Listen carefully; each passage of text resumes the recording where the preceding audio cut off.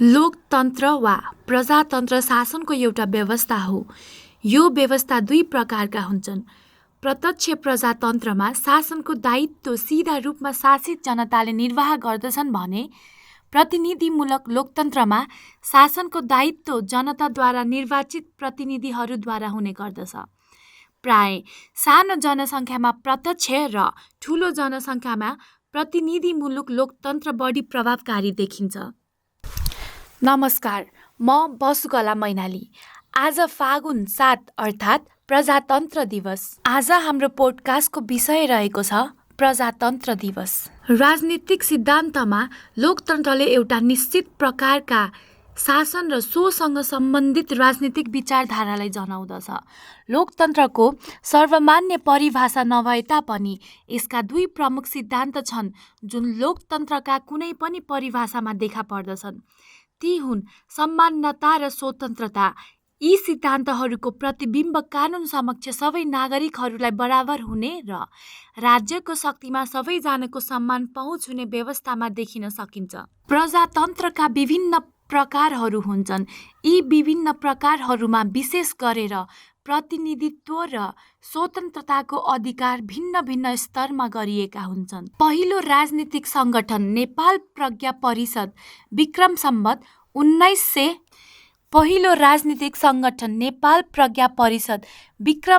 1993 को जेठ 20 गते स्थापना भएपछि सङ्गठित रूपले नेपालमा राजनीतिक आन्दोलन सुरुवात भएको र त्यसको 3/4 शताब्दी बितेपछि नेपालको भागरित प्रयासको फलस्वरूप लोकतान्त्रिक संविधान बन्न सकेको छ। अमेरिकी र भारतीय जनता सरह नेपालीले आफ्नो लागि आफैले बनाएर एक जुगको एक दिनमा जारी गरेको यो संविधान दया, माया र कृपा गरेर कसैले दिएको होइन, तर संविधानले मात्र लोकतन्त्र सुनिश्चित नगर्ने रहेछ भन्ने कुरा संविधानमा जारी भएको 74 वर्षपछि अमेरिकी गणतन्त्र भङ्ग हुन सक्ने गरी गृहयुद्ध मचिएको इतिहासको पाठ सबैका लागि माननीय हुनुपर्छ। लोकतन्त्र भनेको धेरै हदसम्म जनताले व्यवहारमा उतार्ने र अभ्यास गर्ने एउटा वास्तविक राजनीतिक प्रणाली रहेछ। प्राचीन ग्रिसमा 2500 वर्ष अघि लोकतन्त्रको आविष्कार भएपछि लगभग निरन्तर रूपमा यसको विकास भइरहेको छ।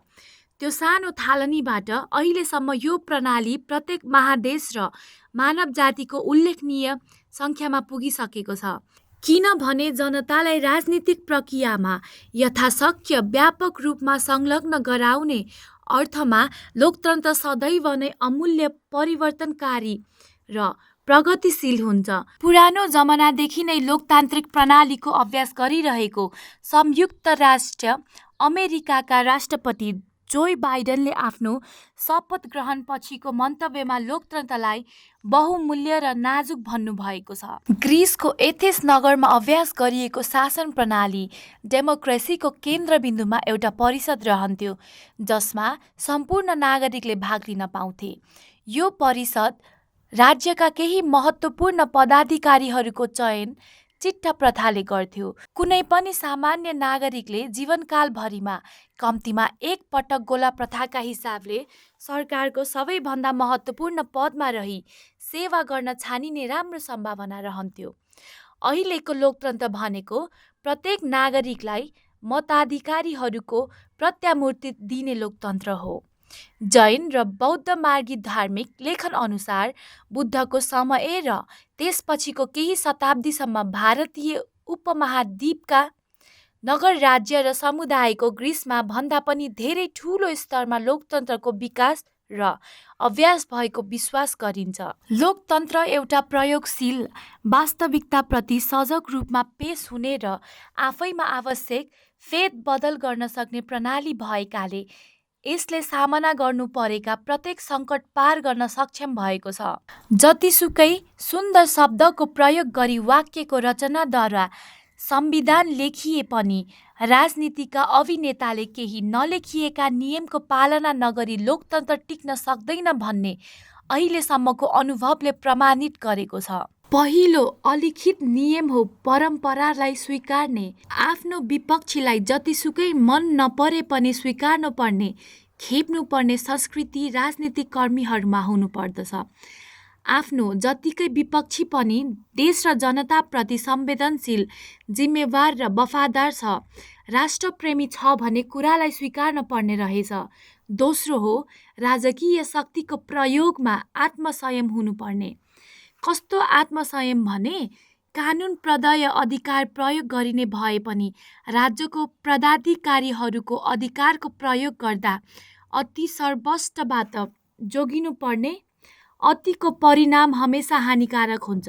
संविधानको मूल भावनालाई बङ्ग्याएर संविधानका शब्द र अक्षरका आधारमा संविधानको व्याख्या र प्रयोग अभ्यास हुनु हुँदैन। संविधान भनेको सीमित सरकार हो, मानिसको होइन।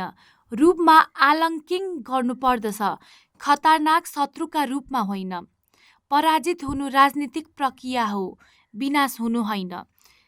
पराजित हुने बित्तिकै आत्मसंयम गुमाएर कुनै पनि मूल्यमा आफ्नो अग्रताको सुनिश्चित खोज्ने प्रवृत्तिले लोकतन्त्र मौलाउन सक्दैन। वैकल्पिक विचारको अभावमा लोकतन्त्र हुँदैन। सन् 2008बाट गणतान्त्रिक भयो र सबै खालका औपचारिक बन्धनबाट नेपालले आफूलाई औपचारिक रूपमा मुक्त गर्यो।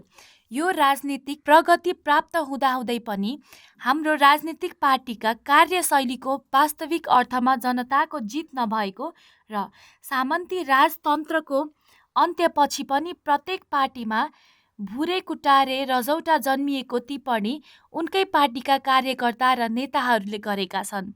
निश्चय नै यो अवस्था आउनु हाम्रो लागि दुःखद क्षण हो। यसले आफ्नो जीवन र परिवारको समेत प्रवाह नगरी निरङ्कुश व्यवस्था विरुद्ध नाङ्गो हात र दरिलो आत्मविश्वासका साथ लडेका तमाम जनता, खास गरी युवामा निराशा छाएको छ। यो क्रम नरोकिएकोमा यसले देशको प्रगति र उन्नतिलाई ठूलो अवरोध गर्नेछ र आफ्नो जीवनकालमा सामुन्त नेपाल देख्न चाहने जमातको सपना चकनाचुर हुनेछ।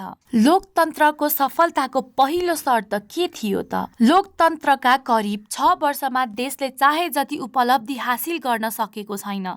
यो कुरा एउटा तितो तर यथार्थ बनेको हामी सामु उभिएको छ।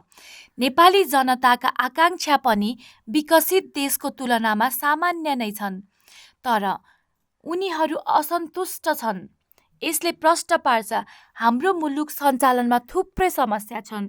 दुर्भाग्य, तर समस्या पहिचानको निम्ति हामी कसैले पनि राजनीतिक पार्टी र देशको नीति निर्मातालाई तथ्यका आधारमा घचघचाउन सकेका छैनौँ, जसका कारण सम्बन्धित पक्षहरूले आफ्नो कार्यक्रममा सुधार गरून्। देश र लोकतन्त्रमय भयो, तर निरङ्कुशताबाट पिल्सिएका पार्टीहरू अझै लोकतान्त्रिक बन्न सकेका छैनन् र यिनका नेताहरू विगतको अप्रजातान्त्रिक शासकहरूको शैलीबाट मुक्त हुन सकेका छैनन्। लोकतन्त्रका नारा नै लोकतान्त्रिक हुन नसक्नु सबैभन्दा ठूलो दुर्भाग्य हो। यसको असर स्वाभाविक छ।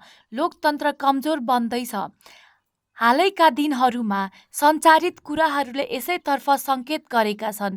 यो क्रम बढ्दै गएकोमा लोकतन्त्रको भविष्य नै धरापमा पर्न सक्छ, जुन नेपालमा निम्ति थप दुर्भाग्य साबित हुनेछ। त्यसैले कम्तीमा पनि 3वटा पार्टीहरू जुन नेपालको राजनीतिको केन्द्र भागमा छन्, उनीहरू आफैभित्र पूर्ण लोकतान्त्रिक हुनु नै लोकतन्त्रको सफलताको पहिलो शर्त हो। यसले मात्र देशमा सुशासन र विकासको जगाईलाई मजबुत बनाउन सक्छ र ती पार्टीहरूले गरिबी र वर्तमान निराशसँग जुझ्न सक्छन् र सम्राट राष्ट्रिय निर्माणको नेतृत्व गर्न सक्छन्। श्रद्धापूर्वक भन्नै पर्ने हुन्छ, हाम्रा प्रमुख पार्टीका प्रमुख नेतृत्व समूह ठूलो त्याग गरेको छ। सङ्घर्ष गर्दै र निकै कष्टपूर्व जीवन बिताउँदै देशको राजनीतिलाई यहाँसम्म ल्याउन सफल भयो। यहाँसम्म ढिलै भए पनि राम्रै उपलब्धि भयो भनेर अधिकांश नागरिकले स्वीकारेकै कुरा भयो। सायद यसमा कसैको विमति पनि नहोला कि हाम्रा नेताहरूले विगत गौरवपूर्ण छ। व्यवस्थाहरू परिवर्तनको अभियानमा यो नेतृत्व तह आर्थिक विकास प्रक्रिया सम्बन्धी अध्ययनबाट टाढै रह्यो। यही नेतृत्व नै दलीय व्यवस्थाका करिब 2.5 दशक प्रत्यक्ष रूपमा राजसत्ताको केन्द्रमा रह्यो। तर हिजो व्यवस्था परिवर्तनमा उपयोगी उसको ज्ञान, सिप र जागर नयाँ राजनीतिक व्यवस्थालाई स्थापित गर्ने सवालमा काबिल हुन सकेन।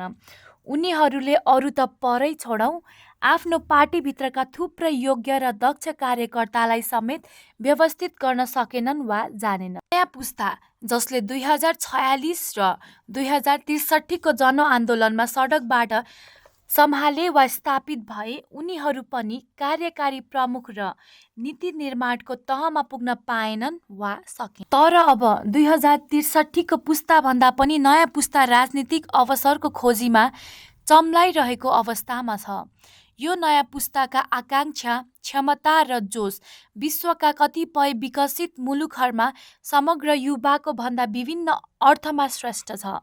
यो पुस्तागत अन्तर बुझ्न नसक्नु, उनीहरूको पर्याप्त प्रतिनिधित्व व्यवस्था गर्न नसक्नु पनि वर्तमान नेतृत्वको कमजोरी हो, जसको कारण यी पार्टीहरू थप अवस्थित बन्ने खतरा देखिन्छ।